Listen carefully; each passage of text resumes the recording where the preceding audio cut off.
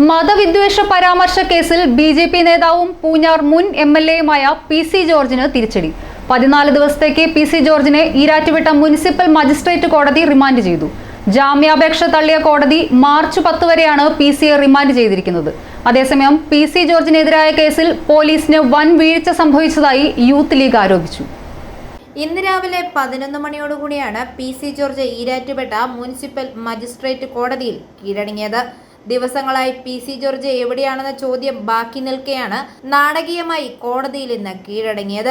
മതവിദ്വേഷ പരാമർശ കേസിൽ പ്രതിയായ പി.സി. ജോർജിന് കാര്യമായ ആരോഗ്യ പ്രശ്നങ്ങളുണ്ടെന്നും ചാനൽ ചർച്ചയിൽ വിദ്വേഷം പരത്തുന്ന തരത്തിലുള്ള പരാമർശങ്ങൾ നടത്തിയിട്ടില്ല എന്നുമായിരുന്നു പ്രതിഭാഗത്തിന്റെ വാദം.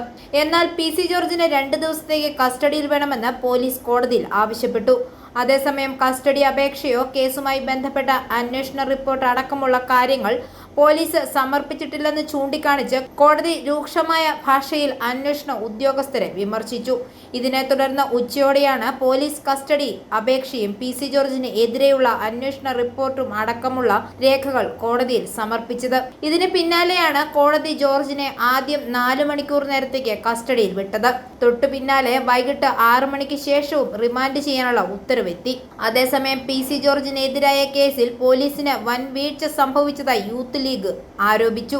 ജോർജ് കോടതിയിൽ കീഴടങ്ങുമ്പോൾ കസ്റ്റഡി അപേക്ഷ പോലും പോലീസ് നൽകിയില്ലെന്നും പോലീസിന്റെ ഭാഗത്തു നിന്ന് ഗുരുതര പിഴവാണ് സംഭവിച്ചിട്ടുള്ളതെന്നും യൂത്ത് ലീഗ് ജില്ലാ പ്രസിഡന്റ് വി.പി. നാസർ കുറ്റപ്പെടുത്തി.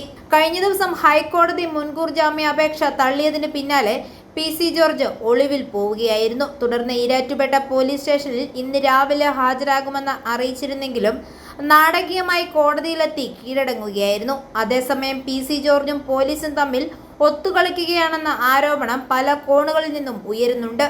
ഇതിനിടയിൽ ഈരാറ്റുപേട്ട കോടതിയിൽ പോലീസ് കസ്റ്റഡിയിൽ വിട്ട പി.സി. ജോർജിനെ 14 ദിവസത്തേക്ക് റിമാൻഡ് ചെയ്തത്. ഐഫോറിയ ന്യൂസ്, പാലാ.